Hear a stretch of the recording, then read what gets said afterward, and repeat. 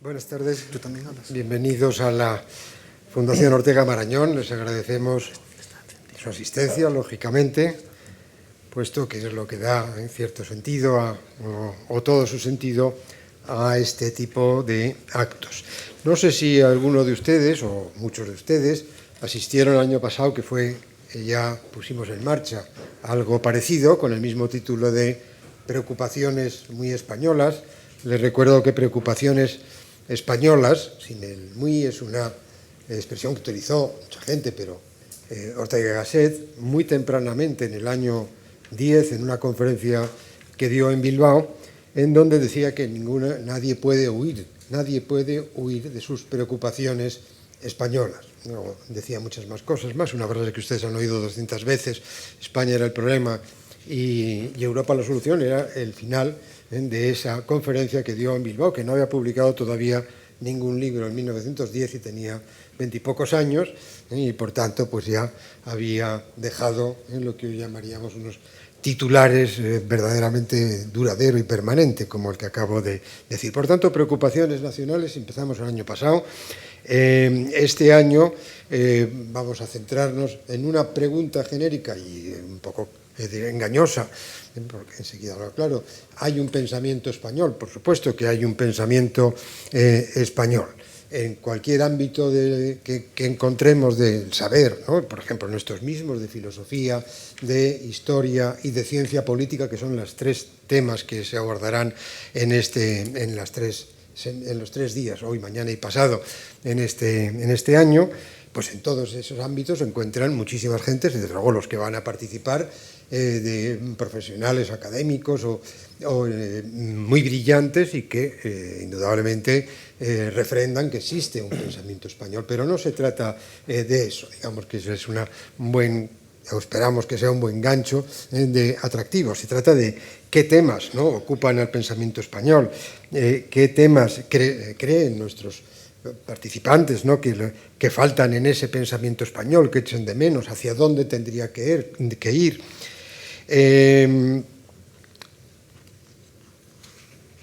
Seguimos. Yo tengo la impresión, sin embargo, que habiendo lo que acabo de decir, un pensamiento español en todos los ámbitos, sin embargo,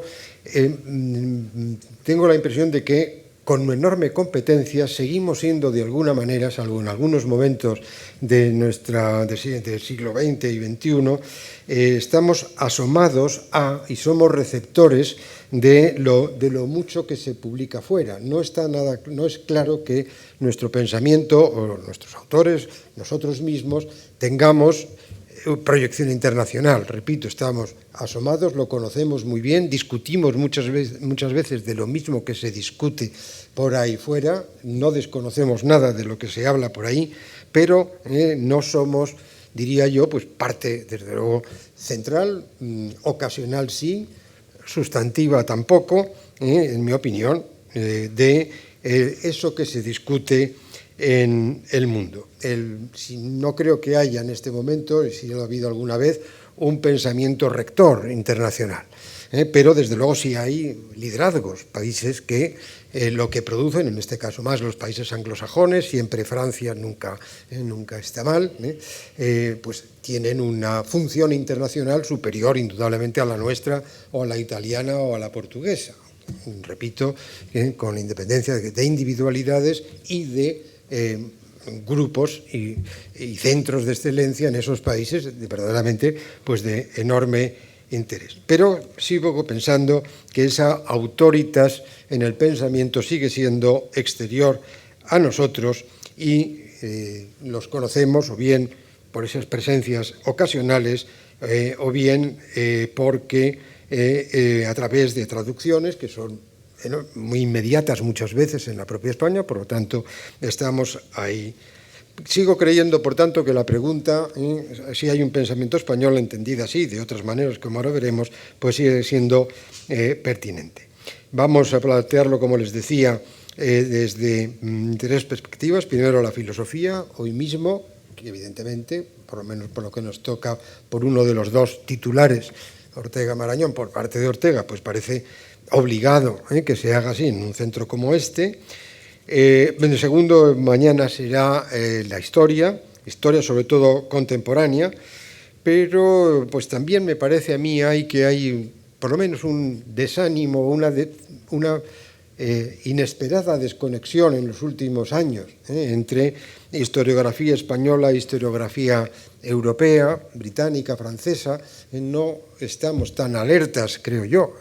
Mañana a lo mejor vemos que sí, porque yo ya no estoy tampoco tan inactivo como podía estar antes, pero yo entiendo que se ha enfriado un poco ese interés extraordinario que tenían generaciones anteriores en, digamos, integrarnos plenamente o por lo menos asomarnos continuamente a lo que se estaba haciendo en Francia, en Gran Bretaña, etc. Y en ciencia política, que será el tercer día, donde sin duda alguna existe también esa distancia, donde, aunque es obvio que lo que las ciencias políticas discuten en España en este momento es prácticamente lo mismo que lo que se discute fuera, porque muchos de los problemas políticos son internacionales, son globales y nos afectan a todos los países de forma relativamente parecida. Les dejo yo con el coordinador de este día, de esta jornada dedicada a la filosofía, que es el profesor Ignacio Blanco. Y repito mi agradecimiento por su asistencia.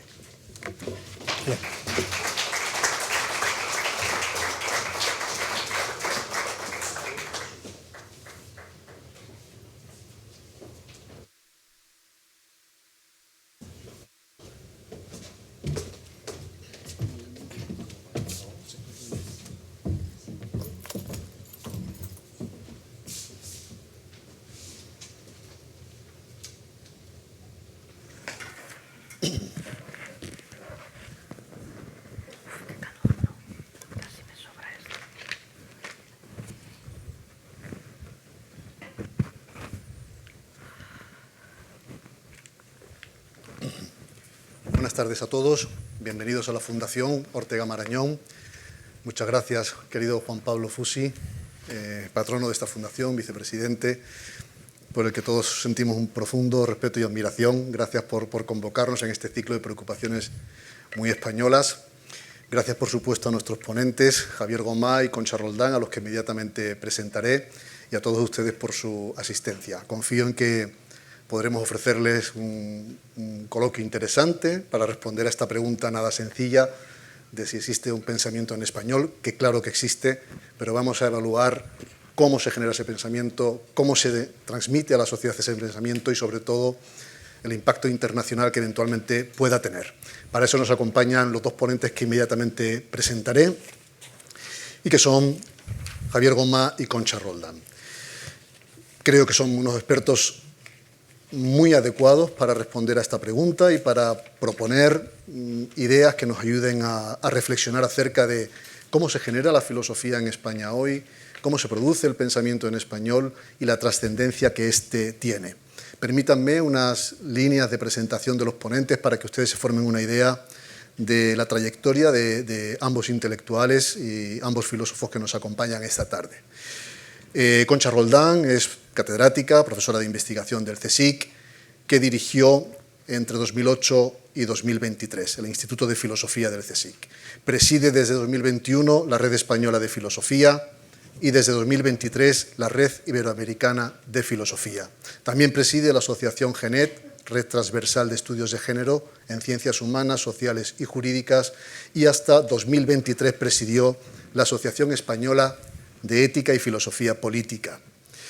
Ha trabajado, por supuesto, en el CSIC toda su carrera, pero también ha colaborado con diferentes instituciones, presidiendo, entre otros, el Comité de Evaluación de Filosofía de la ANECA entre 2014 y 2017. En 2024, Concha Roldán obtuvo el premio Elizabeth de Bohemia como reconocimiento a toda su carrera, que le fue entregado en el Congreso Mundial de Filosofía, celebrado en Roma en 2024. En el mundo o en el campo editorial ha sido directora de la revista Isegoría entre 2016 y 2023 y de la colección Clásicos del Pensamiento del CSIC desde 2022. Es codirectora, además, de la colección Theoria and Praxis y de la colección Moral, Ciencia y Sociedad desde su creación en 2007. Dirigió un proyecto europeo Marie Curie, Philosophy of History and Globalization of Knowledge, Cultural Bridge Between Europe and Latin America. Es actualmente investigadora principal del proyecto nacional Incertidumbre, Confianza y Responsabilidad, claves ético-epistemológicas de las nuevas dinámicas sociales en la era digital. Tiene muchas publicaciones, que es imposible enumerarlas todas aquí. Están relacionadas con la filosofía moderna, ilustración, ética, estudios de género y filosofía de la historia.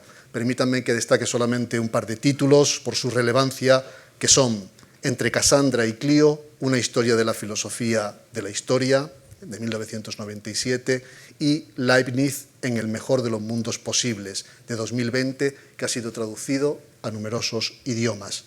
Y en estos momentos está trabajando, ya nos hablarás de él algo por lo menos, el libro titulado El papel de las mujeres en la filosofía. Concha Roldán, que intervendrá en primer lugar, y a continuación le dará la réplica Javier Gomá, conocido también por todos ustedes, igual que Concha, que es doctor en filosofía, aunque se licenció en filosofía clásica y en Derecho en 1993, ganó las oposiciones al cuerpo de letrados del Consejo de Estado como el primero de su promoción. Desde 2003, Javier Gomá es director de la Fundación Juan March, recibió el Premio Nacional de Ensayo y preside el Consejo Asesor del patronato de esta fundación que hoy nos acoge. También es patrono del Teatro Real y del Teatro de la Abadía. La obra filosófica de Javier es muy amplia, principalmente desarrollada en la tetralogía de la ejemplaridad. Ustedes conocerán sin duda esta obra, Imitación y Experiencia, Aquiles en el gineceo, Ejemplaridad pública, Necesario pero imposible, que publicó entre 2003 y 2013. Se ha recopilado 2 veces en Taurus y también en edición de bolsillo en 2019. Después ha sido presentada de forma unitaria la monografía Universal Concreto en 2023. Además, ha reunido sus ensayos en Ingenuidad aprendida en 2011, Filosofía mundana en 2016, La imagen de tu vida en 2017 y Dignidad en 2019. También es autor de una trilogía teatral bajo el título Un hombre de 50 años, de 2021. Bueno, creo que ustedes se pueden formar una idea con la lectura de estas 2 biografías de los 2 ponentes que tenemos esta tarde para responder a la pregunta de si existe un pensamiento en español. Hemos decidido, entre los 3, repartirnos el tiempo con una primera intervención de unos 10 minutos o 15 minutos. En primer lugar hablará Concha y a continuación tomará la palabra Javier. Y después provocaremos un diálogo entre ambos y dejaremos un poco de tiempo, si os parece bien, para que ustedes puedan también formular sus preguntas en caso de que así lo deseen. Concha, cuando quieras. Muchas gracias. Muchas gracias.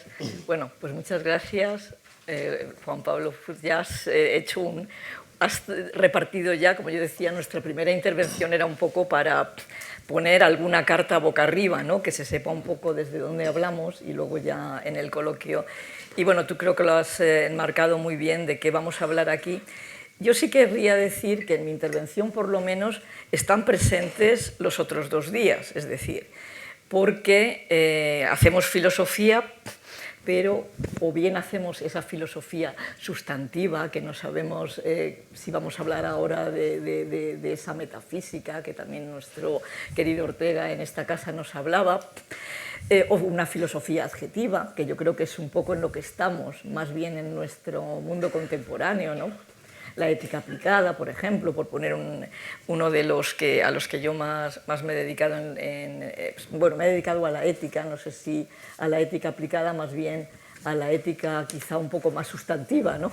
Porque yo quisiera tender un puente, primero, entre las otras disciplinas, es decir, filosofía. Ya veis que uno de los libros que yo creo que todavía se sigue hasta reeditando, que fue Filosofía de la Historia, es pensar también sobre la historia, o sea, la filosofía sobre la historia de la filosofía.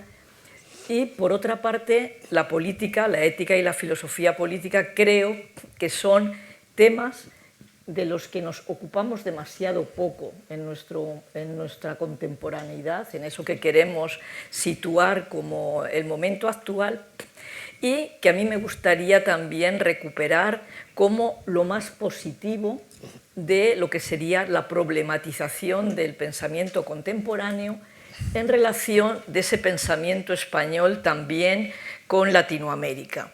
el puente, ya digo, trazo puentes, uno sería entre las disciplinas, el otro sobre todo a través del Atlántico, ese proyecto tan rimbombante que llevaba el acrónimo World Bridges, Puentes entre los Mundos, justamente se realizó con Iberoamérica.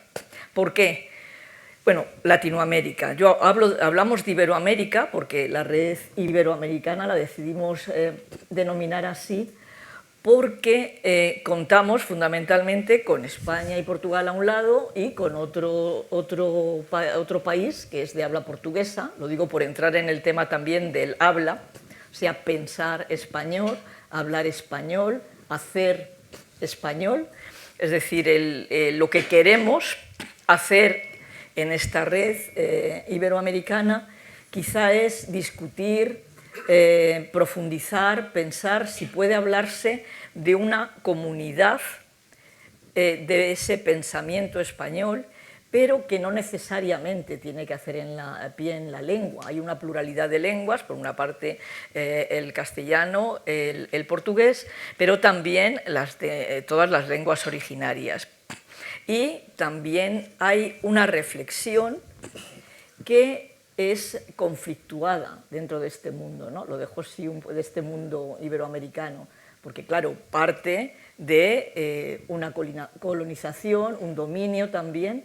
Entonces todos esos temas están siempre también en el humus, en la base de todas las cuestiones que nosotros vamos pensando dentro de lo que sería la reflexión filosófica sobre también lo que nos pasa, digámoslo así, ¿no? Entonces, bueno, yo ya, porque si 10 minutos no da para mucho, pero que voy a mirar el...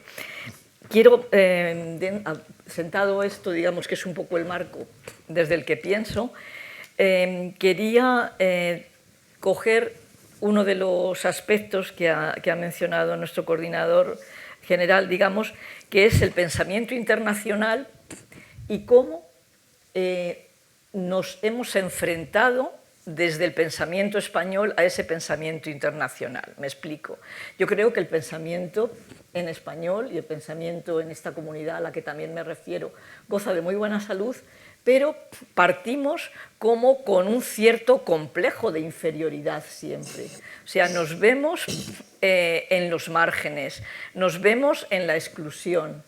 Pensamos que lo que hacen en otros países tiene mayor valor, tiene mayor impacto, como decimos ahora, ¿no? Y esto pasa ahora, pero pasó también en el siglo pasado, pasó en el cambio de siglo. Yo cuando pensaba justo en estas preguntas recordaba el tiempo de la Junta de Ampliación de Estudios, cómo ya con esas becas JAE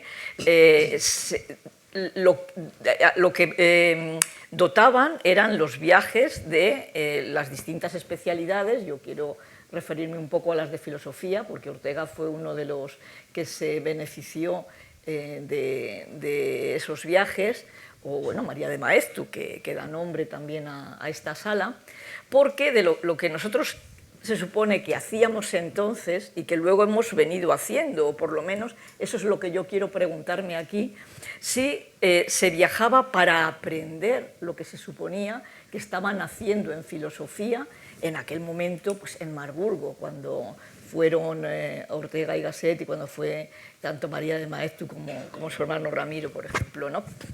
Entonces, esto me parece que es un punto fundamental de situarnos en ese pendant con lo que fue en un primer momento sobre todo la filosofía alemana y en un segundo momento la filosofía norteamericana, digámoslo así para diferenciarlo bien claramente de lo que era todo este pensamiento de América Latina que yo quiero recuperar más. Y fue así también porque las temáticas en las que se estaba pensando era bueno, la historia de la filosofía kantiana, en el caso de ese centro de Marburg en Alemania, y luego en décadas posteriores el cambio, digamos, a lo que fue la introducción de la filosofía analítica, que entre nosotros introdujo Javier Muguerza, que por cierto es algo que nos une también a Javier Gomá y a mí aquí en esta mesa, ¿no? Entonces, bueno, lo que fue esa introducción, digamos que fue el cambio de signo y el cambio de lugar al que dirigirse para aprender. Yo lo dejo así, para aprender, y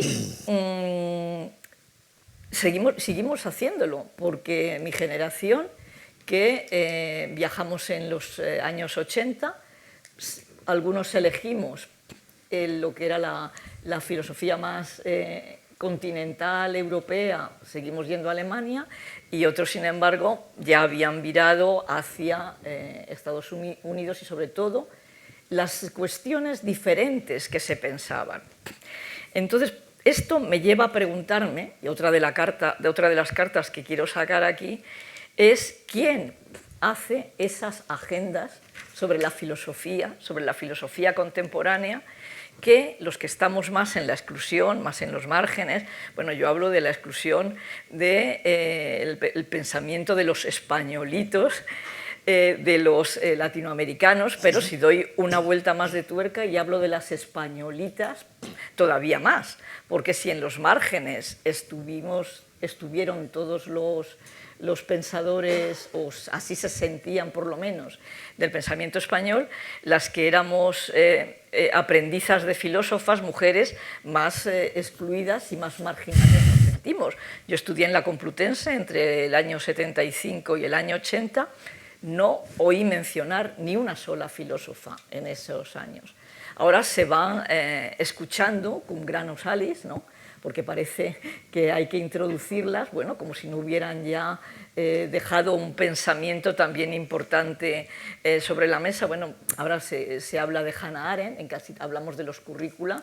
Voy a referirme a la universidad brevemente, pero también a la secundaria, porque si consigo cerrar el rizo que quiero hacer, yo quiero dirigirme también hacia la educación, es decir, cómo estamos enseñando filosofía. Yo me he dedicado a investigar, me he dedicado a estudiar también, pero estamos como enseñantes en las universidades, como enseñantes en la secundaria. ¿Qué filosofía estamos enseñando? Y también otro punto que quiero señalar aquí es cómo la reflexión sobre la educación, sobre la enseñanza de la filosofía, es algo que por lo menos en esta red iberoamericana en la que yo me muevo, es un punto fundamental de aquellas reflexiones filosóficas que se hacen en todos los países latinoamericanos y también en algunas de las universidades hay muchos congresos sobre innovación filosófica. Ahora acaba de haber uno en Valencia, por ejemplo. Entonces, ¿por qué? Una de las preocupaciones es esa, ¿no? ¿Qué aprendimos? ¿Qué transmitimos? Por eso es la historia, la memoria también en este sentido. Y en esta relación, digamos, partiendo de esa inferioridad con respecto a lo que sería ahora la filosofía en inglés, cuando nosotros estudiábamos, todavía estudiábamos latín, todavía estudiábamos que hubo una época en los orígenes de la modernidad en la que el pensamiento español fue importante en latín. A ver, pensemos en Suárez, por ejemplo, o sea, en lo que se hacía, no sé si el pensamiento español, pero lo que se hacía en España era algo que tenía repercusión en toda Europa, ¿no? Entonces eso me parece que para mí es un punto importante, el que ahora nos veamos constreñidos a escribir en inglés, pero más que solo a escribir en inglés, a que nos evalúen por lo que hemos escrito en inglés. El aspecto académico de si nos dedicamos a filosofar sobre aspectos que realmente nos parecen importantes dentro de la filosofía o nos dejamos mover por estas modas, ¿no? ¿Cuáles son los auges? Ahora estamos todos de hoz y coz en la inteligencia artificial, que no digo que no, pero vamos dando como giros. Acordaos que hace unas décadas hablábamos del giro lingüístico, el giro icónico. Yo digo, muchas veces parece que estamos dando vueltas como una peonza y que de tanto giro ya no sabemos qué es exactamente lo que queremos, o sea, marcarnos nuestra propia agenda, no sé si podemos marcarnos una agenda entre lo que sería el pensamiento español o el pensamiento de esta comunidad iberoamericana, pero por lo menos pararnos, dejarlo en epogé, digamos, en suspensión, y ver si hay algo que nos interese más que lo que nos están imbuyendo, ya digo, por un lado la ética aplicada, la bioética, si nos referimos a la ética, luego si queréis, tú habías hecho ahí también un pequeño listadito de temas que parece que están en boga, si nos dejamos llevar de las modas. Y esto nos lleva a preguntarnos si aquel cambio que hicimos de pensar sobre los pensadoros, como yo digo, pensadores, porque no estaban mujeres en ese canon que reconocimos, que es una interpretación, o sea, lo que estudiamos, por eso yo en mi libro hablo de una historia, de la filosofía de la historia, porque eso que yo presento ahí es mi propia interpretación. Si la hace otro, lo lea otro, podrá hacer una crítica sobre esto y tener su propia perspectiva, ¿no? En esto yo soy muy lainiciana, cada uno pensamos desde nuestro propio rincón, digamos, nuestra propia perspectiva, ¿no?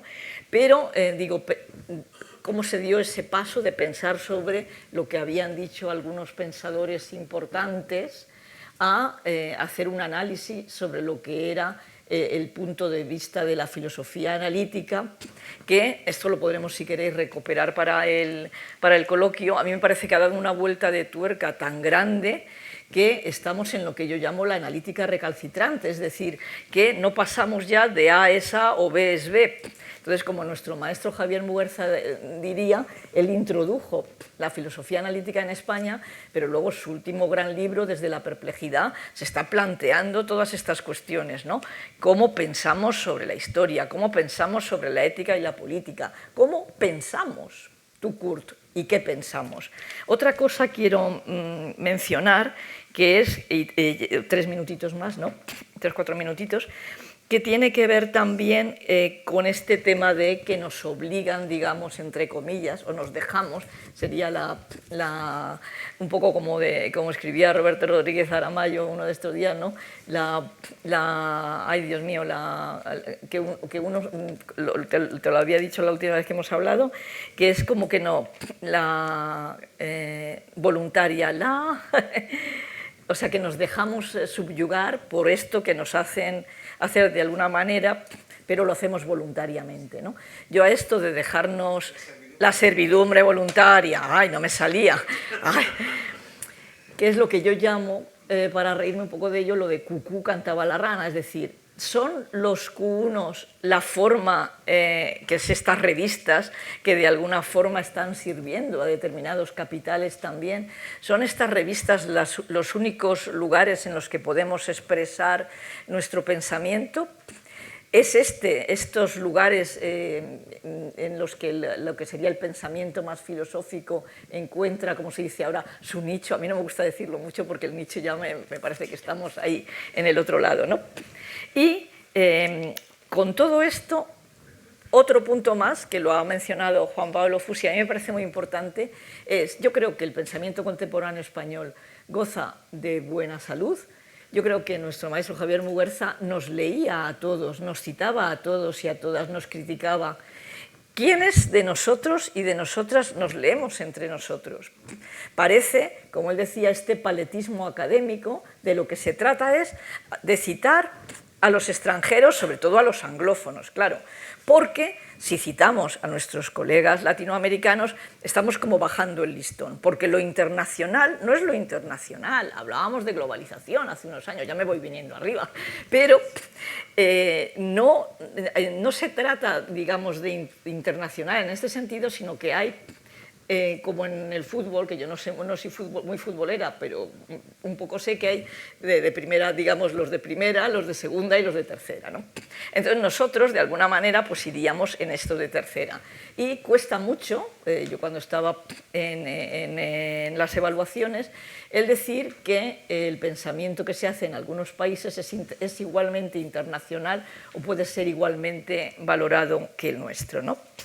Entonces, bueno, dos palabras nada más sobre lo que hace ya muchos años en el Instituto de Filosofía del CSIC se denominó como este programa Pensar en Español, que luego nos lo compró hasta Zapatero, hizo una introducción a un volumen de Arbor donde se explicó cuál había sido esa trayectoria y escribieron, desde Reyes Mate con Javier Muguerza fue un poco de los iniciadores sobre este programa, que tuvo también discusiones en la Casa de América. Estamos hablando de finales de los años 90, o sea, en el cambio de siglo, se puso en marcha lo que fue la Enciclopedia Iberoamericana de Filosofía, que se publicaron 35 volúmenes de lo que entonces se concibió, y hablábamos desde las especialidades en cada uno de esos volúmenes.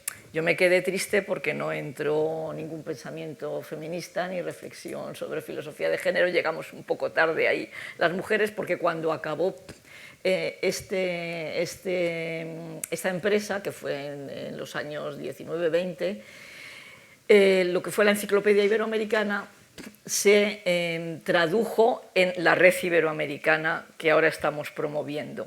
Siendo así que nos anima también un proyecto editorial que no haremos en papel, sino que lo vamos a hacer en línea, como se dice ahora, y en abierto, con 3 espejos, para que esté reflejado desde España, desde México y desde Brasil, ¿no? Y otro de los puntos, y ya sí que voy cerrando, que eran los congresos internacionales que se organizaban. Hemos respetado los números, o sea, ahora hicimos el 6º en Porto en el 2023 y en el 2027 haremos un congreso iberoamericano en Santo Domingo. ¿Por qué digo esto? Porque más allá de este paletismo académico, digamos, de solo citar lo que está escrito en inglés o los que nos parecen que juegan en esa primera clase, en los congresos que organizamos se tuvo muy en cuenta otras temáticas, la tolerancia, por ejemplo, fue en el 3er congreso. En este congreso 7º que estamos ahora organizando, vamos a hablar de filosofía, democracia y derechos humanos. Quiero decir, tenemos una junta directiva, están 10 países representados y se propone sobre qué temas vamos a hablar. ¿Es casualidad que en esta comunidad, digamos, iberoamericana nos planteemos estas cuestiones? Y digamos, no las más asépticas de la filosofía, sino temas filosóficos que tienen que ver con el compromiso y con los otros. Quizá porque estamos pensando que esto de estar al día, y cierro un poco mencionando el tema de la educación, es importante, o sea, es importante qué transmitimos y qué conceptos, o sea, nuestro grupo Teoría cum Praxi, que has mencionado, que tiene también esa colección, que es el lema de Leibniz, que también heredó Kant, la teoría con la práctica, ¿no? Es decir, qué temas nos comprometen también prácticamente de una manera, digamos, que no sea adjetiva. Por eso decía la filosofía sustantiva o la filosofía adjetiva, que nos puede hacer transmitir a los que todavía tienen interés en el pensamiento y en la filosofía. Por cierto, que son 3 días muy bien puestos, porque el jueves es el Día Mundial de la Filosofía, el día 20, el jueves de esta semana, ¿no? Y esa filosofía que también ha querido salir a la calle, esa filosofía que muchos de nosotros queremos también divulgar. O sea, no queremos hablar ya desde hace muchísimo tiempo en nuestra Torre de Marfil, queremos transmitir lo que es el pensamiento para un público amplio, como también en esta casa hay que mencionar que Ortega hizo y quiso hacer. Y bueno, muchos tradujeron también esa idea suya de hablar de manera más periodística, pues por acercar la filosofía a un público más amplio, ¿no? Entonces, bueno, si os parece, lo dejo aquí. Mira, aquí tenía, ves, lo de la servidumbre voluntaria, y dejo ahí solo ya mencionado, porque me estoy pasando en el tiempo, el tema de la burocratización, que me parece muy importante. es el tema de cómo no solo estamos entrando a que tenemos que publicar y esto me vale para ANECA o esto no me vale, publico aquí porque me cuenta, no publico aquí porque no me cuenta, y luego que nos movemos por proyectos de investigación, que está muy bien, pero que nos obligan a pasarnos la mayoría de los trimestres de fin de trimestre haciendo un informe, ¿no? Como muy bien señala Remedios Zafra en su libro. Lo dejo aquí, tenía un par de cosas, pero ahí lo dejo, luego si acaso ya retomo. Muchas gracias. Fantástico, muchas gracias. Efectivamente tenía apuntado aquí que el día 20 de noviembre es el Día Mundial de la Filosofía que promueve la UNESCO en todo el mundo, con lo cual iba a decirlo al principio para precisamente señalarte, Juan Pablo, la oportunidad de este coloquio.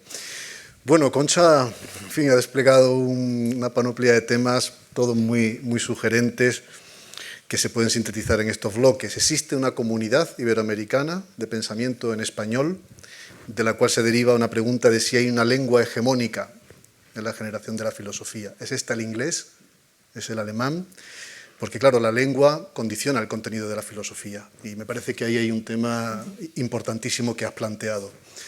Ha planteado nada más y nada menos si los españoles tenemos complejo de inferioridad respecto a otras naciones o potencias mundiales en la generación del pensamiento, ¿no? Y señalaba precisamente el principio del siglo XX, hace un siglo, cuando Ortega y otros de su generación pudieron viajar al extranjero a formarse en Alemania. El prólogo para alemanes que escribe Ortega en el año 34, precisamente, tiene mucho que ver con esto que tú acabas de señalar, ¿no? Pero se pregunta, Concha, si hay un sentimiento de inferioridad y a continuación afirma que nosotros estamos en la tercera división, jugamos en la tercera división. Yo creo que ahí hay un tema también para discutir que tal vez Javier quiera apuntar después de su intervención.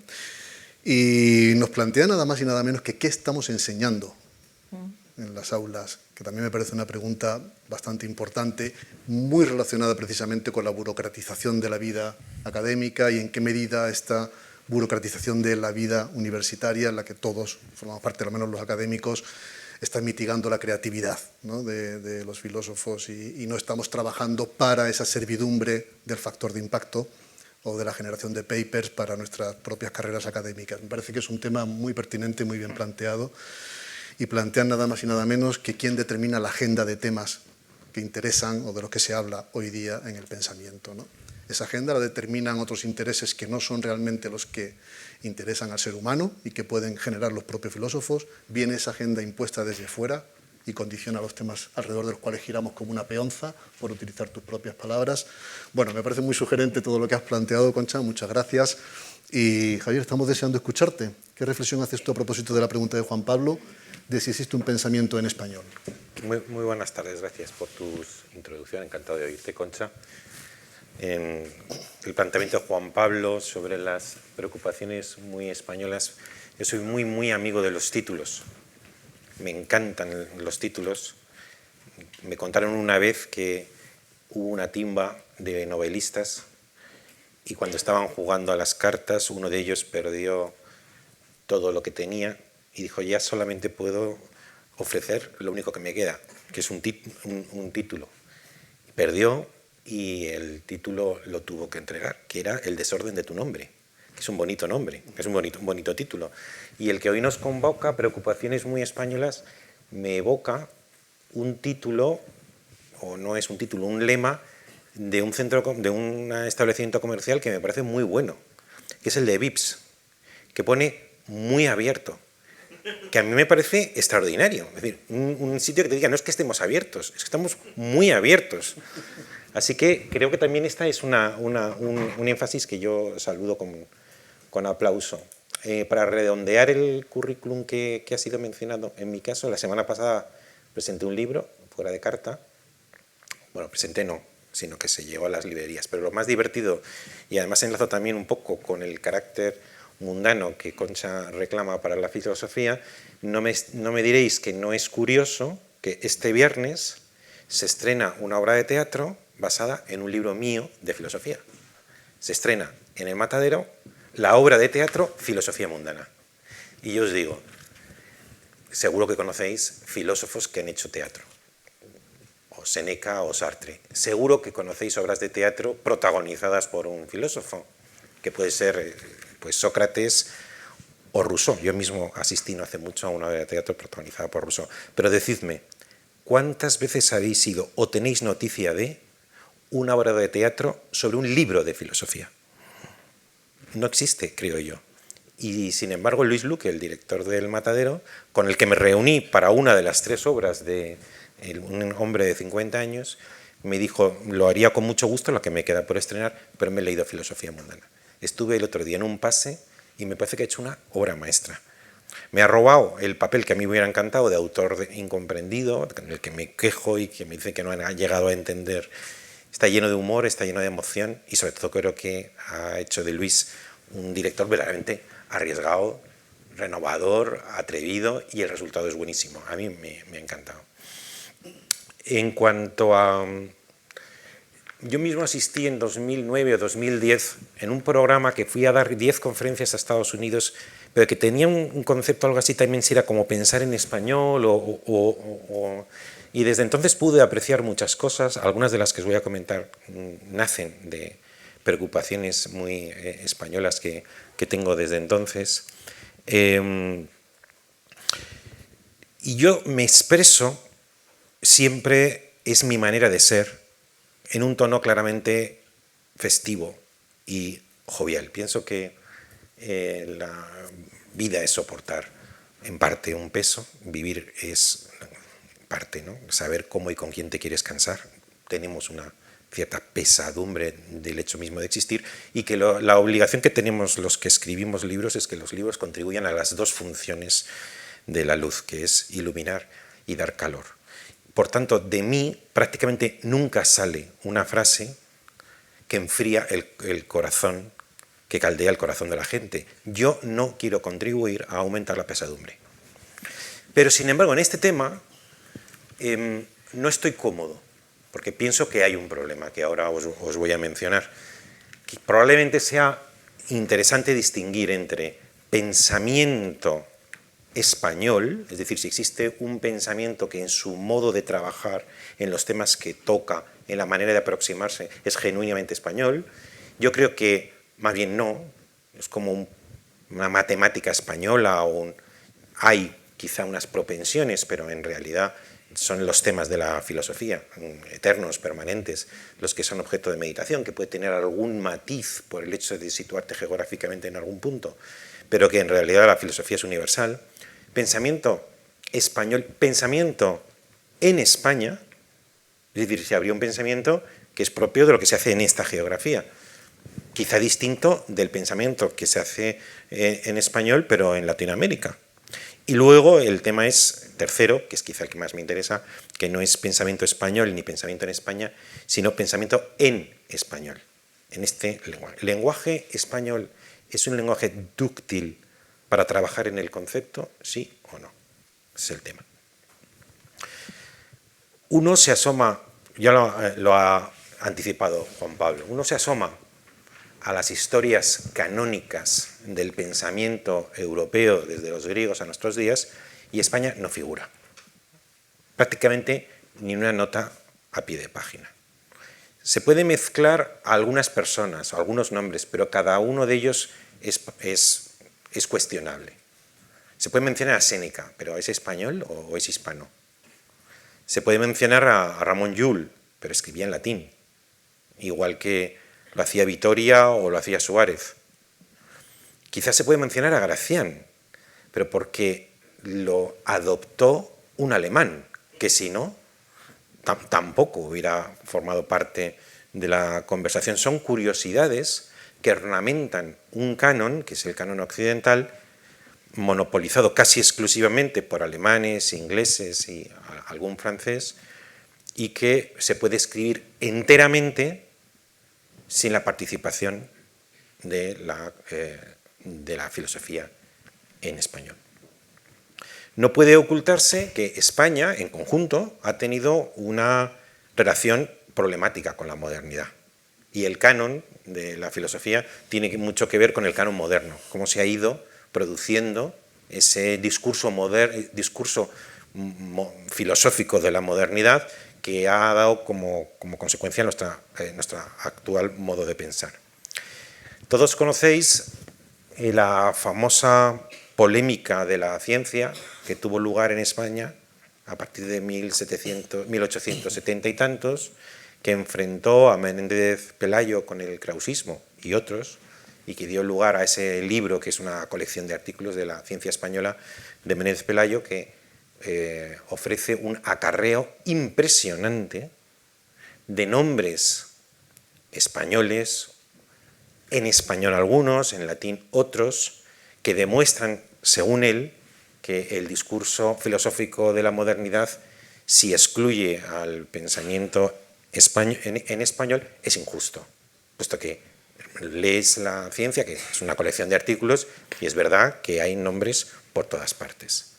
Pero en realidad se te queda un pozo amargo, porque ese acarreo demuestra más bien ese carácter problemático que España tiene con la modernidad. Casi todos los países, es decir, probablemente tenemos un esquema de qué es la modernidad y pensamos solo en Inglaterra, que en el año 1680 hizo la Revolución Gloriosa, o 89, no me acuerdo cuál es, que pasó enseguida a ser un país de parlamentario y que después se convirtió en un imperio industrial, luego en un imperio comercial y que ha sido rectilíneo, prácticamente no ha tenido revoluciones y ha sido un progreso hacia la modernidad, tanto política, económica y social, imparable. Y es cierto que en comparación con Inglaterra, todo el mundo ha tenido una relación problemática con la modernidad. ¿Qué vamos a decir de Alemania? ¿Qué vamos a decir de Italia? E incluso de Francia, que en el corazón del siglo XIX tiene a ese, que es Napoleón, que es un dictador sangriento y totalitario, que bajo el pretexto del discurso ilustrado produjo millones y millones de muertos y se hizo coronar de una manera escalofriantemente hortera, en mi opinión, como emperador por el Papa. Entonces, no se puede decir que los emperadores, primero de Napoleón y el tercero y otros, son representantes de la modernidad, sino más bien de un absolutismo anacrónico. No obstante lo cual, la relación española tiene una relación, la anomalía española es quizá específica y se expresa en varios niveles, que lo tengo descrito en otro libro, en un libro, que es el nivel. En España no hay, en los tres niveles que quiero decir, ¿no?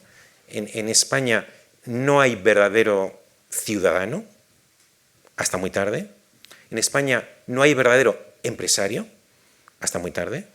Y en España no hay un verdadero pensamiento, hasta muy tarde, por diferentes razones que ahora no toca analizar.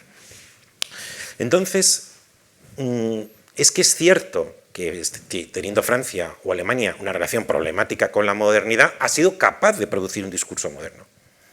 Mientras que España, el discurso que ha producido es un discurso muchísimo más problemático, y la prueba es que a lo mejor Italia o Alemania, con su nazismo y con su Bismarck y con sus Kaiser, sin embargo nadie discute que sí está en el canon. Entonces, ¿por qué España no? Alemania también ha tenido sus anomalías. Entonces os acordaréis de que Unamuno, en El sentimiento trágico y en otros sitios, y que entre nosotros ha recuperado esa idea, Pedro Cerezo,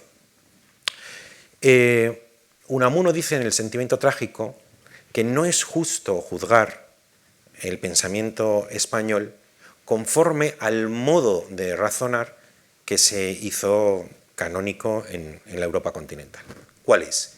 El modo que imita la ciencia, sistemático, racional, lógico, a través de tratados filosóficos. Ahí hemos perdido. Pero él dice, Unamuno, es que eso no necesariamente es la única manera de hacer filosofía, porque la filosofía en la tradición española, dice, se ha derramado en otros géneros. Y dice, a lo mejor da más que pensar, no es pensamiento abstracto, pero da más que pensar y por tanto es genuinamente filosófico. Las coplas de Manrique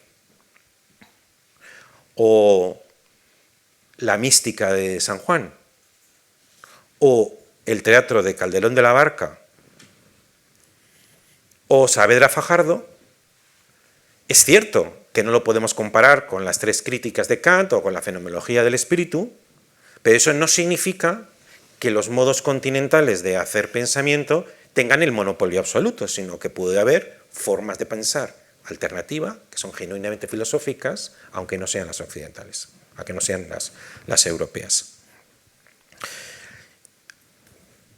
Quizá os acordéis también del libro, que no es un libro en cuanto al contenido deslumbrante, pero que yo me leí con avidez muy jovencito, que son los tomos de José Luis Avellán, de Historia Crítica del Pensamiento Español o algo así, en la que él justamente dice, y apoyándose en Unamuno y en algunos textos de Ortega, diciendo que en realidad el pensamiento español es un pensamiento de creación de mitos, no de tratados científicos. Pone el ejemplo del mito del Quijote, pone el ejemplo del mito de Cristo, y pone el ejemplo del mito del Quijote o del mito de Don Juan o de Segismundo.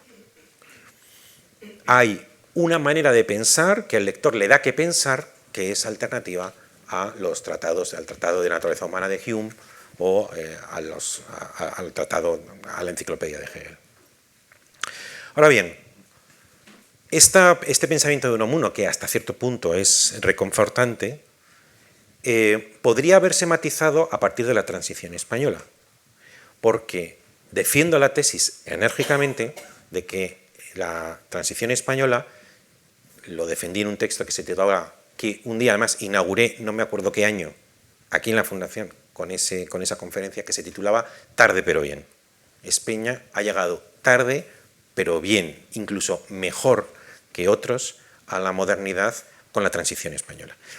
Y entonces la transición española puede ser calificada como una mayoría de edad de este país desde el punto de vista de la modernidad. Se habría normalizado esa anomalía arrastrada durante siglos en España. Además, todo el mundo conoce que el canon científico de pensar que alcanzó su madurez con el positivismo decimonónico, a través de todas las corrientes de filosofía del siglo XX, todas ellas son críticas del positivismo y todas ellas, de una manera directa o indirecta, desembocan en el delta del giro lingüístico como una valoración del lenguaje natural colectivo como potencia ontológica. Pues es indudable que el canon occidental que había estado vigente y que a nosotros nos tenía pues arrinconados, ha decrecido, ha perdido normatividad. Hoy ya no, después de la posmodernidad o el postestructuralismo, después de la autocrítica de la deconstrucción, ya no nos asomamos a la tradición occidental con un sentimiento dominador o con un sentimiento poderoso, sino que está 800 veces cuestionado por nosotros mismos. Como a veces digo, la crítica al eurocentrismo es occidental, es europea, y el multiculturalismo es un invento también occidental. Ojalá otras culturas que tantos nos critican no solamente nos imitasen el McDonald's y la corbata, sino también la autocrítica. Quizá Europa haya sido la cultura que más ha desarrollado la autocrítica de toda la historia. Bueno, pues esa normalización a que antes me refería, como resultado de, primero, España llegar a su mayoría de edad y, segundo, al cuestionamiento de ese carácter normativo del canon occidental, no ha producido, de ahí que mi tono normalmente festivo y jovial se acibere un poco, se amargue un poco, no ha producido una normalización en lo que debiera ser la participación del pensamiento español en la conversación global. De España, todavía hoy en el siglo XXI, se espera, y son bien recibidos, cocineros, bailaores, toreros, pintores, tenistas y otros, pero pensamiento no. El español, en España no se trabaja el concepto. El concepto es alemán, anglosajón, francés, italiano, pero español no. En español cantamos, bailamos, jugamos, sesteamos, pero no pensamos, no trabajamos el concepto. Y además, esto coincide con un fenómeno del que tengo que estar escribiendo estos días, porque el jueves me he comprometido a entregar un artículo sobre eso, que me viene muy mal porque estoy sumido en un montón de obligaciones por estos dos estrenos que os he dicho, pero que es un tema que me tiene muy apasionado. En mi libro Ejemplaridad Pública dediqué un capítulo a la vulgaridad, se titulaba La vulgaridad un respeto. En el Universal concreto, que es como el compendio de todo lo que yo he pensado sobre esta materia, que se divide en 4 partes: método, ontología, pragmática y poética de la ejemplaridad. En la pragmática ocupa un lugar central la vulgaridad como estado de nuestra cultura. Y ahí explico, contra lo que se suele pensar, que la vulgaridad es un progreso moral. Ahí lo explico, es un progreso moral. También explico que en el pasado hubo gente vulgar, hubo obras vulgares, hubo comportamientos vulgares, pero no existió la vulgaridad. La vulgaridad es una creación genuina del genio democrático. Ahí lo desarrollo. Pero donde ahora he ido dando un paso más y que estoy a punto de terminar si encuentro el momento, porque es que tengo que entregar otro texto, este jueves, es un fenómeno que a mí me tiene maravillado, que es nuevo y que lo resumo así: la vulgaridad de la alta cultura. Yo percibo claramente que hoy la vulgaridad se ha infiltrado bajo el nombre de la alta cultura en productos que se presentan como de alta cultura, pero en realidad son vulgares. Muy vulgares. Es más, es como la vulgaridad se imagina la alta cultura, lógicamente sin serlo. Y una de las materias o uno de los lugares donde veo realizada con más claridad la vulgaridad de la alta cultura son en los libros que se nos traducen. Los libros de otros idiomas que hoy se nos traducen como novedades muchas veces son de una vulgaridad escalofriante. Y volviendo a lo que decía Juan Pablo, ¿por qué por los clavos de Cristo? ¿Por qué se traduce todo, en todos los idiomas, cuando tiene que ver el trabajo del concepto a nuestro idioma? Y nosotros no somos traducidos en pie de igualdad a otros lenguajes, con el resultado palpable de que incuestionablemente el español, no digo la persona española, sino el lenguaje español, no participa en absoluto de la conversación filosófica. 2 o 3 cosas más, y quiero contar también algunas anécdotas que creo que es interesante. En primer lugar, hace unos años, este tema a mí me tiene concernido, hasta cierto punto, pero bueno, que me tiene concernido hasta cierto punto. Hace unos años España fue el país elegido o el país invitado de la Feria de Frankfurt. Fueron, una vez más, novelistas, poetas, algunos historiadores. La filosofía no, pero ¿qué tiene que decir el concepto español en Frankfurt? Se dirían. No fue. Como consecuencia de eso, el director de Vanguardia me invitó a tener una conversación pública en Barcelona, la tuve, expresé algunas de las cosas que os estoy contando ahora, y me pidieron luego en la revista El Ciervo que escribiera sobre este tema, y lo hice, y se ha suscitado en la revista Ahora Digital Jotdown todo un montón de artículos sobre el tema bajo el nombre La querella española, me parece que se llama. Este sábado, el suplemento literario del País, Babelia, publicó una selección de los 50 libros más importantes producidos por la España democrática. No entraré en los detalles, os diré que solo había un libro claramente filosófico de los 50, que es el de María Zambrano, publicado cuando ella ya tenía 80 años. Es decir, los infinitos nombres que se os puede ocurrir de Eugenio Trías o Javier Muguerza García Calvo, Emilio Lledó, que lo tenía, lo puse en un tuit que puse justamente, empezaba por Emilio Lledó, y tantos otros, Victoria Camps, Adela Cortina, es decir, y todos esos no habían producido nada en estos 50 años, y sin embargo había novela, había ensayo, había memorias, había poesía.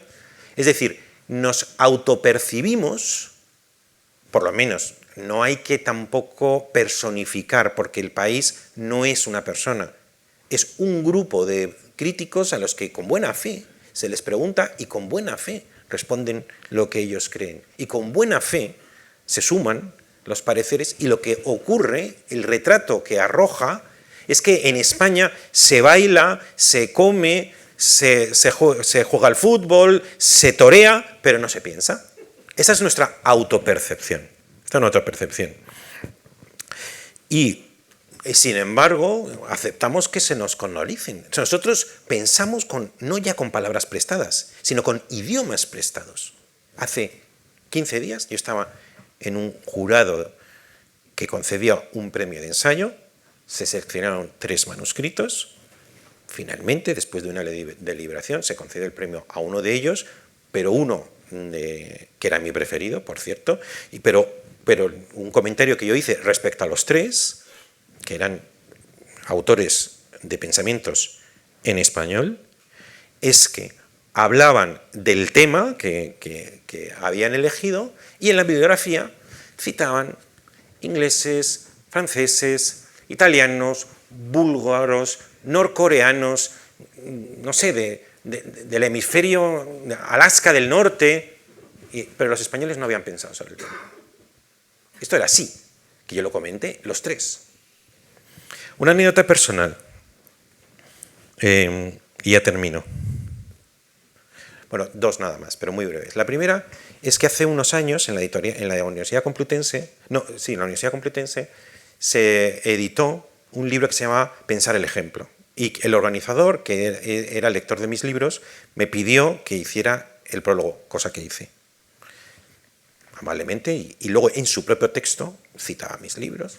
Y entonces, al amparo de esa novedad editorial, creó un congreso, que vinieron sobre todo españoles, y me permitieron que eligiera si daba la conferencia inaugural o daba la conferencia de clausura. Y la inaugural no podía, porque estaba en no sé dónde, y elegí la de clausura. Y antes de dar mi propia conferencia, estuve un rato oyendo a los 2 últimos o 3 ponentes. Se hablaba sobre la imitación y la ejemplaridad. Bueno, malo o regular, pues he escrito 1500 páginas sobre la ejemplaridad, y más luego el último libro, el de Universal Concreto, y además nadie, en donde me hago cargo de toda la bibliografía y muestro que nunca nadie ha pensado la ejemplaridad en su conjunto, ha existido la ejemplaridad a veces de personas, la ejemplaridad de la naturaleza, la ejemplaridad de las ideas, pero nadie ha hecho una teoría general de la ejemplaridad. Total, que yo asistía a las ponencias de 2 o 3 y que me encontré, invitándome a dar la conferencia de clausura, que hablando de ejemplaridad se citaban búlgaros, sudaneses, peruanos, taiwaneses. Tan es así que cuando me tocó mi turno le dije, vamos a ver, yo estaba en estas aulas estudiando, he hecho clásicas en estas aulas.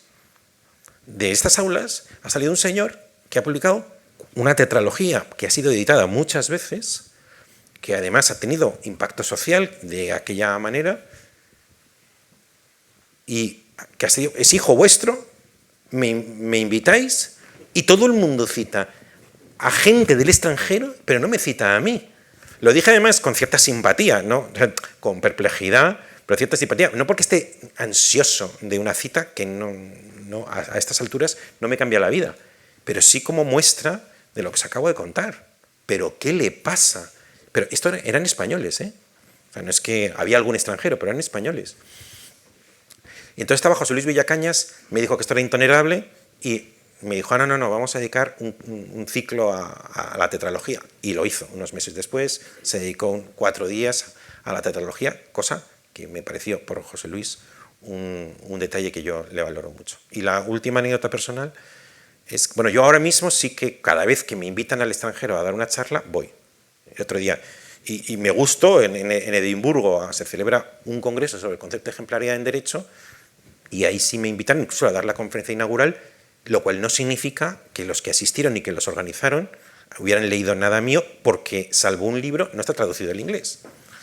Y la última anécdota es que el año pasado celebran un congreso en Valencia sobre el concepto de ejemplaridad y me invitan que en algún momento vaya a dar una charla. Y veo que la ponente principal es una mujer que estoy seguro que además es por lo que luego he leído, pues una persona de buena voluntad, pero que algo así como se llama como ethical exemplarity o algo así. Compré el libro en su día y es un libro asumidamente muy menor. Es un libro en el que dice, bueno, la importancia de los personajes en Flaubert, si son, o sea, es más bien casuístico.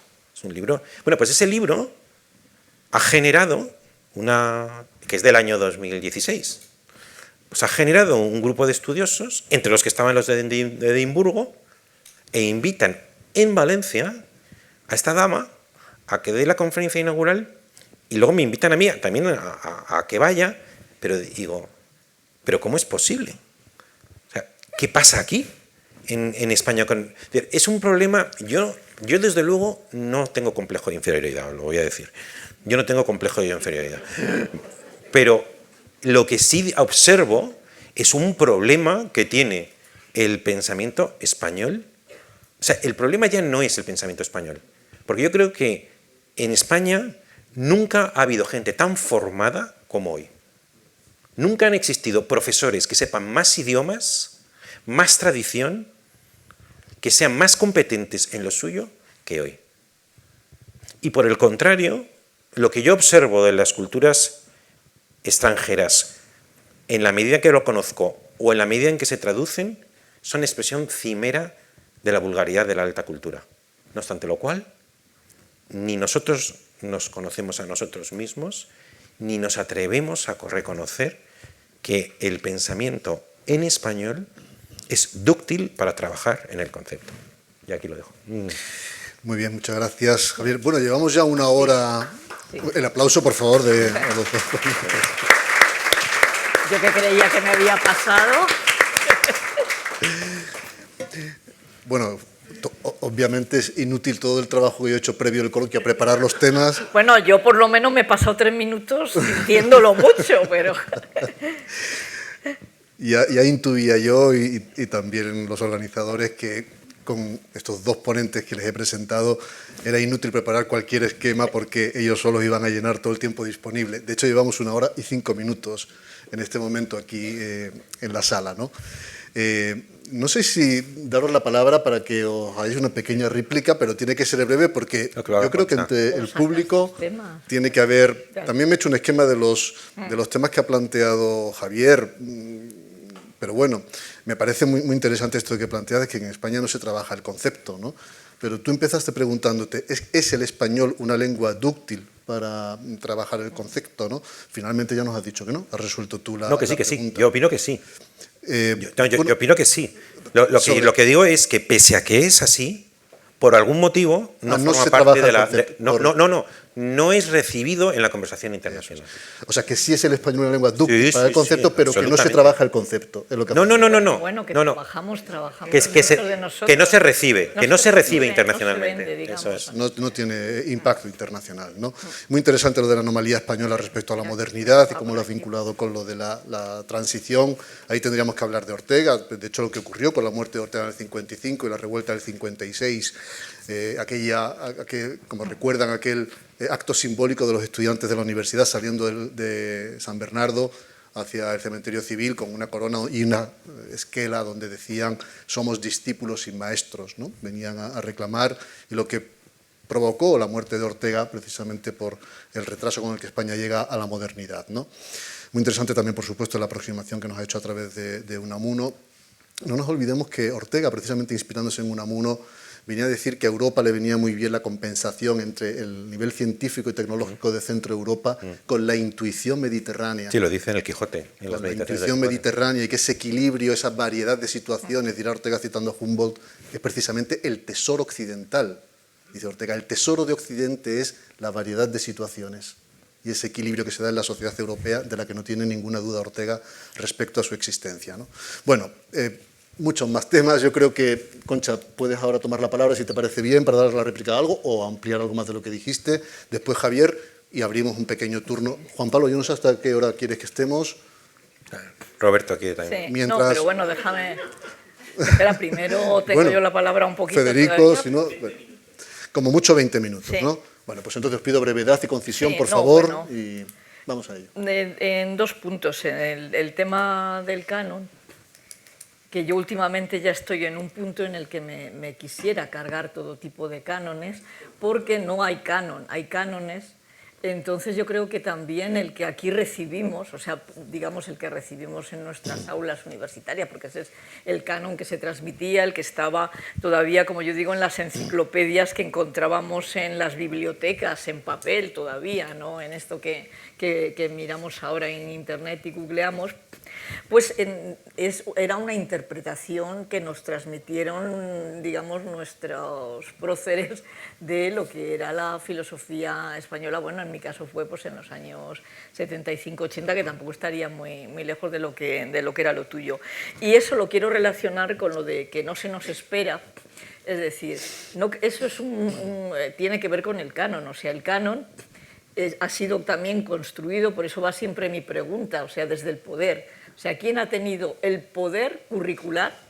Ahí lanzo una cuestión académica, porque claro, el poder curricular independiente de un poder político, relacionado con un poder político, para transmitirnos un canon en el que nosotros y nosotras nos hemos tenido que apretar, digamos, para estudiar eso, ¿no?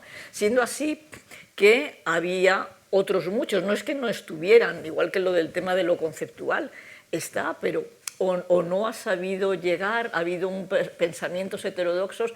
Yo subrayo siempre lo de las mujeres, porque es que aquí, mismamente hablando entre nosotros, he mencionado yo a Victoria Camps, o sea, no he oído mencionar... No, pero en el tuit, ayer en el tuit que hice, que puse un tuit, mencioné a Victoria Camps y a Adela Cortina. De ahora, pero quiero decir, si pensemos en los orígenes de la modernidad, pues a Émile de Châtelet no se la esperaba, pero ahí que fue. A Mary Wollstonecraft no se la esperaba, a Olympe de Gouges, pero allí que fueron. Quiero decir que están los dos aspectos de los que y las que nos han ido sin que se les esperara y cómo han sido, sin embargo, expulsados de estos cánones. Por eso yo es lo que critico en el libro ese, porque también yo he venido aquí a hablar de mi libro, que ya llegará lo de el pensamiento de las mujeres en filosofía, es justamente de lo que intento hablar, ¿no? O sea, mostrar cómo, bueno, habría quizá que cargarse todos esos cánones y bueno, casi pues que intervenga mejor. Perfecto. El público. No, está clarísimo si quién establece el sí, canon. bueno, quería decirlo de derramarse en los otros géneros, que de eso creo que está bien hablar, porque yo también los puentes que tiendo no solo son con la historia o con la política, yo creo que está muy bien también pensar sobre el arte, y tú lo has sacado muy bien a colación, que era otra cosa que yo tenía en el tintero para haber subrayado, que es importante, ¿no?, ese pensamiento también. Perfecto. Bueno, pues dejamos hablar. Le doy la palabra. No, yo ya acabo de hablar. Tiene la palabra el público. Hay 3 manos levantadas, 4. No sé si tenemos un micrófono para que las personas que nos están siguiendo online, por aquí, por favor, que nos están siguiendo online, puedan también escuchar las intervenciones por parte del público. Solamente les ruego que sean concisos en sus preguntas. Y os identificáis, por favor, para sí. que Bueno, sepamos. Roberto Aramayo, del Instituto de Filosofía del CSIC, ¿no? Historiador de las ideas morales y políticas. Bueno, yo estoy de acuerdo con ambos, ¿no? Claro, el problema aquí, efectivamente, fíjate, yo diría, no es que el bueno de Gracián sea conocido porque Schopenhauer le dio por aprender español. No, lo bueno es que un autor como Schopenhauer, ¿no?, que estaba rivalizando con Hegel y era el discípulo predilecto de Kant, quiso aprender español para leer a Gracián y a Calderón. Bueno, esto es con lo que los que nos tendríamos que quedar, porque claro, como tú bien decías también, ¿no? Bueno, conceptualizar el español, hombre, un idioma que distinga entre ser y estar, que no lo hace ningún otro, pues ya tiene, solamente con eso ya tendríamos un podio, ¿no? O sea, tendríamos un lugar en el podio. Y ciertamente el problema es que no nos tomamos en serio y no imitamos a Javier Muguerza en lo que ha recordado Concha, y fue tu director de tesis, Javier, en leer, él leía a todo el mundo, al becario, porque no nos leemos unos a otros, ese es el problema, lo que tú has apuntado. Y no nos citamos. No nos tomamos en serio, no nos citamos, porque parece que es mejor dejarse colonizar, ¿no? Con los anglicismos, o sea, bueno, por supuesto, en fin, para Heidegger, si no escribía, si no era en griego o en alemán, no había filosofía, ¿no? Hubo un momento de latín, hubo un momento de francés, pero el castellano, perdón, el español, claro, hay que buscarlo. Unamuno escribió novelas, pero también lo hicieron los enciclopedistas. Y Antonio Machado, claro, su Juan de Mairena, bueno, es que el comienzo de Juan de Mairena, o sea, esos aforismos que también encuentra uno en Oscar Wilde, ¿no? El personaje de Lord Henry del retrato de Dorian Gray. Claro, es que la filosofía no solamente son tratados, en fin, yo me he leído las 3 críticas, he traducido un par, sí. Y encima he traducido el mundo yo he leído tus traducciones. Y he traducido el mundo comunitario de representación. Pero claro, la filosofía es muy otra cosa, o sea, eso pertenecía a una época en que los grandes sistemas y los tratados estaban de moda. Pero claro, nosotros no podemos no hacernos eco de esa riqueza que tenemos literaria y filosófica. Y nuestro problema, cuando Javier Echeverría y Concha Roldán, en la estela de Javier Muguerza y Reyes Mate, hicieron su quincena en español, efectivamente se vendió la moto al gobierno e incluso hizo Armando Menéndez un logo muy bonito que era una P con el sombrero de la ñ, ¿no? Pensar en español. Claro, si no nos tomamos en serio a nosotros mismos, porque no nos leemos unos a otros, difícilmente nos van a hacer caso los demás. Es lo que tú dices. Para que una tesis o una monografía sea FETEN, resulta que tienes que al coreano y al otro y al de la moto. Bueno, pues esto no tiene ningún sentido. O sea, lo que nos deberíamos es tomar más en serio y reconocer que tenemos una riqueza en esa gran comunidad iberoamericana tremenda. Y por supuesto la conceptualización es obvia. Sí, yo creo que sí. Muchas gracias. Hay 2 palabras más pedidas aquí y al fondo de la sala también. Sí. Yo propongo que hablen eso todos y luego ya sí. queda... Sí. Aquí, efectivamente, señor. Que hablen es mucho. Sí. Bueno, muy brevemente, muchas gracias. Me llamo Fernando Bárcena. Yo soy profesor de la Complutense, de la Facultad de Educación, doy clases de Filosofía de la Educación y quiero poner el acento, no sé, preguntarles o qué consideración les merece. Yo creo que es un problema de educación. Verdaderamente las últimas reformas del sistema educativo universitario están haciendo posible que, afortunadamente, a Kant no le darían ni un sexenio de investigación, evidentemente, ni uno, ¿verdad? A Ortega tampoco se lo darían. Y probablemente a ustedes tampoco. A ti, Javier, no te darían ni un sexenio de investigación, a pesar de lo que has publicado. Bueno, como no te citan además, pues ya sabemos, ¿no? O sea, pero eso afortunadamente, ¿no? Porque hay un verdadero régimen de estandarización del pensamiento, de estandarización de la escritura, al que muchos están contribuyendo, efectivamente. Pero tenemos al mismo tiempo un panorama ensayístico en España y en Latinoamérica absolutamente riquísimo, que es absolutamente evidente, ¿eh? Porque la filosofía es pensamiento y a lo mejor lo que ha pasado es que la filosofía que hoy se cultiva ha dejado de ser lo que en sus orígenes en algún momento fue en el mundo griego y helenístico, recibiendo la herencia seguramente de los egipcios, ¿no? De los sacerdotes egipcios y la paideia egipcia, que la filosofía era una forma de vida. Aún Ortega nos podía decir esto, que es filosofía, cuando pone la vida como realidad radical, que es el tema permanente que él está meditando. Entonces, bueno, como la filosofía nació mal al día siguiente de la muerte de Sócrates, un asesinato de Estado, ¿verdad?, con la escritura de Platón, y nació en pañales, en pelotas y mal, pues tampoco nos podemos quejar, a lo mejor eso es a nuestro beneficio. Muchas gracias. Muchas gracias, muy amable. Adelante el joven y al fondo después el señor. Buenas, me llamo José Soria, yo soy economista y llevo viendo y trabajando en organizaciones internacionales los últimos 10 años. Y mi pregunta, ya se ha dicho algo un poco de lo que quería preguntar, ¿no? Pero Pero yo, habiendo sido fruto del sistema público de educación española hasta los 19 años, que me fui de España, sí que me pregunto un poco si el problema de no conocerse a sí mismo, de no saber apreciar lo que se escribe en español, lo que se ha hecho aquí, también radica en el hecho de que quizás la educación, por lo menos la educación pública hasta bachillerato, no tiene, yo lo veo muchos amigos míos en este momento, no tiene un componente que en otros países lo hay, como puede ser Francia, como puede ser Italia, incluso países anglosajones también, de escritura creativa, digamos, ¿no? Yo recuerdo, yo pensando en mi educación hasta que me graduó, excepto los comentarios de texto de historia, no hay ningún tipo de escritura creativa que se enseñe en clase, ningún tipo de escritura propia, incluso, y bueno, cuando hablamos de cómo enseñar la filosofía también era mucha memorización, digamos, ¿no? Pero ese proceso de conocerse a sí mismo, ese proceso de intentar, digamos, buscar la verdad o filosofar o incluso razonar, está radicado en el saber escribir y expresarse por escrito, digamos, ¿no? Incluso en la oratoria también importa, que tampoco se enseña. Pero me pregunto si es un problema que está radicado en cómo se educa, ¿no? Hemos hablado antes de la estandarización de la educación y otros problemas, pero si en sí es la falta de la enseñanza de una escritura creativa, digamos. Muchas gracias, muy amable, gracias por ser sintéticos. El señor del fondo, por favor.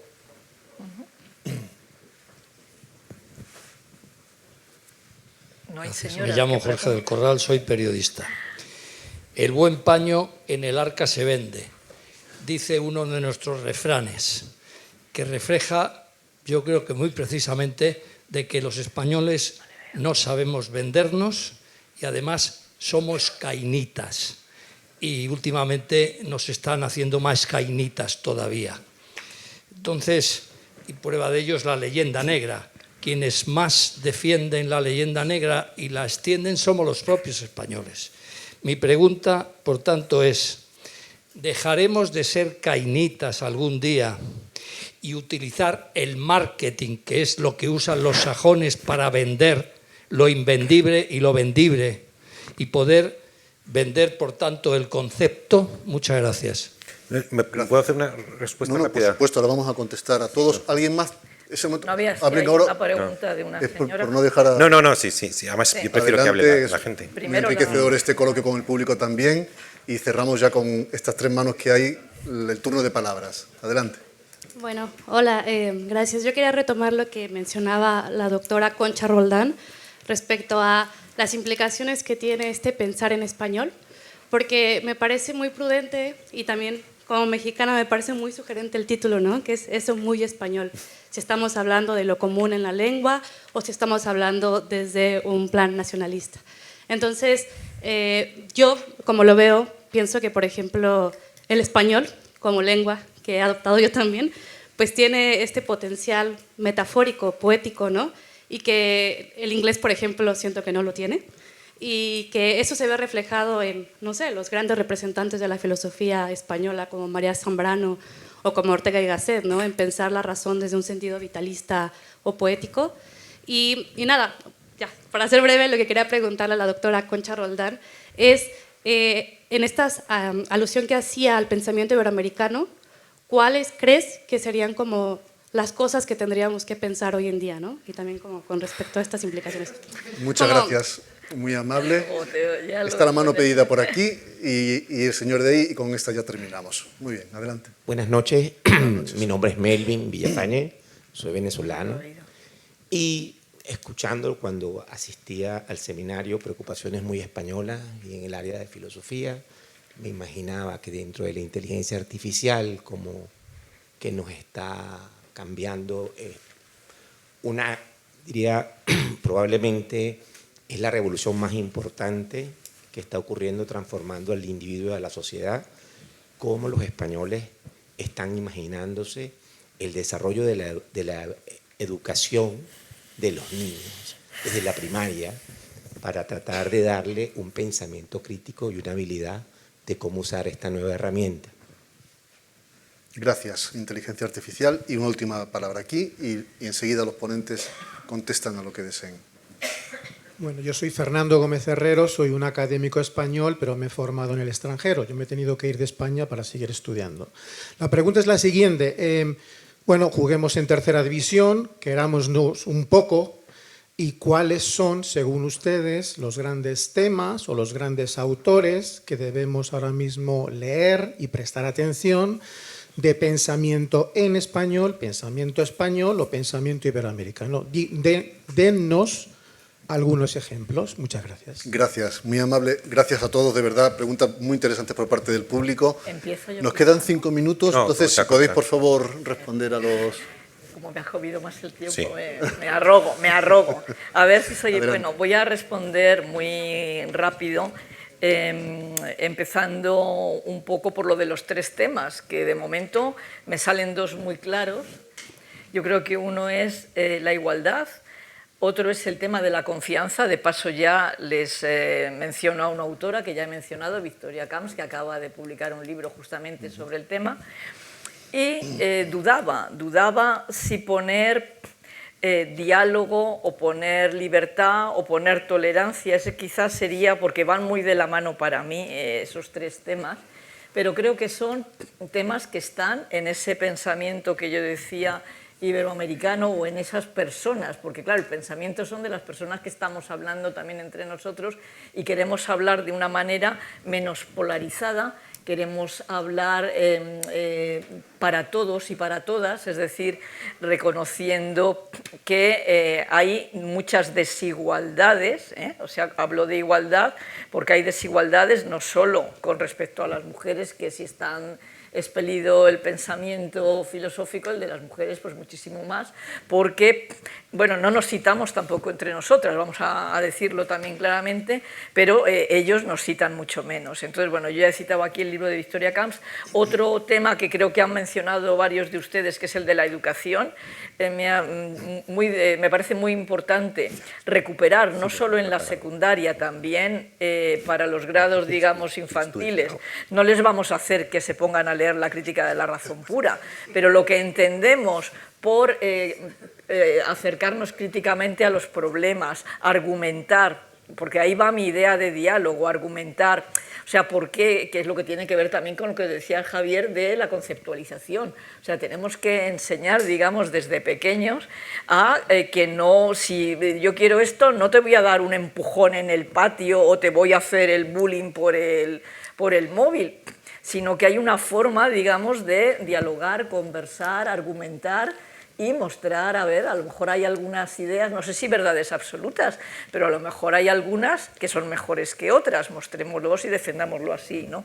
Creo que con esto también le respondo un poco a Fernando Bárcenas. Bueno, yo lamentablemente sí tengo los 6 sexenios ya, he conseguido sacar los 6 sexenios, porque también lo que decía yo de hacer, cuando estuve allí intenté cambiar un poco las cosas, o sea, no es lo mismo lo que hay en acreditaciones de los Q1 que lo que hay en los sexenios, que sí que se admiten otro tipo de revistas que para las humanidades y las ciencias sociales no entran dentro de todo esto, ¿no? Y no me salen otros 2 libros, pero le voy a dejar a Javier, que seguro que se lee.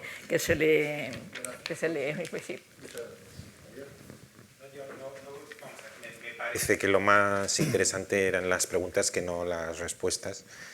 Yo además he hablado ya extensamente. Simplemente 2 cosas. La primera, respecto a que los españoles no se saben vender, yo creo que se venden muy bien.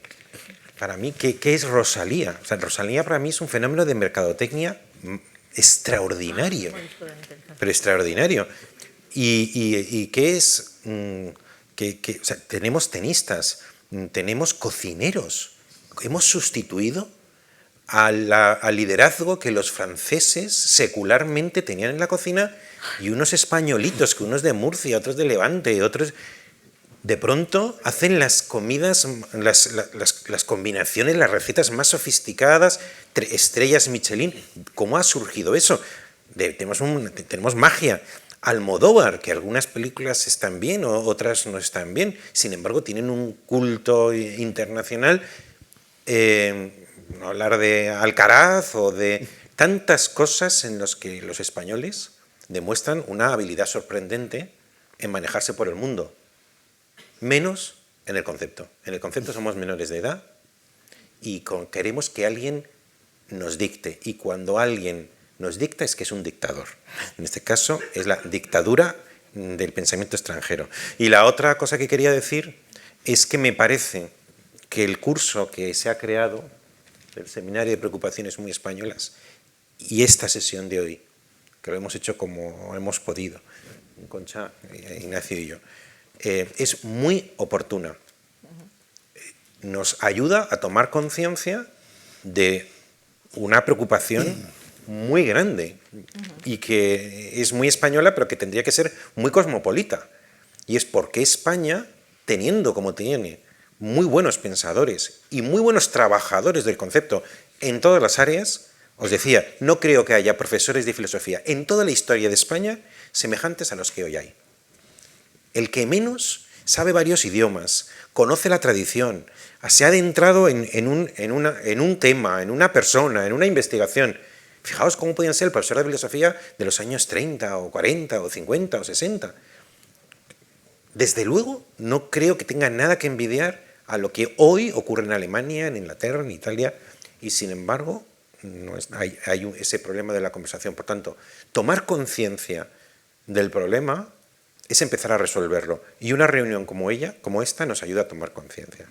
Déjame responderle a José Soria una cosita pequeña. Venga. Lo de escribir, nada más, que me parece importante porque, bueno, dejamos ahí abierto el melón de la inteligencia artificial, no entramos en ello, pero me parece muy bien que una persona que viene de la economía subraye la importancia de escribir para conocernos a nosotros mismos, y eso era el hilo que me había quedado sin mencionar también con respecto a la educación, porque vemos que también nuestros jóvenes, nuestras jóvenes, cuando descubren el gusto de escribir, aunque sean microrelatos, que está bien que empecemos también porque siempre lo de que sea largo les fastidia, y eso yo creo que es muy importante que quede aquí un poco en las últimas, no sé, igual tú lo querías recoger ahora, pero bueno, me parece No, que quería está muy bien. daros las gracias, Concha, por supuesto, Javier, por vuestras intervenciones muy lúcidas las dos, muy provocadoras también, como esperábamos que fuera.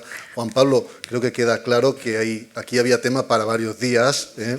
De eso se trataba también, de remover el avispero y de estimular también nuestra mente. Espero que así haya sido para ustedes, que se vayan por lo menos pensando que ha merecido la pena esta hora y media que han estado acompañándonos hoy. Muchas gracias a ustedes y gracias a los dos ponentes.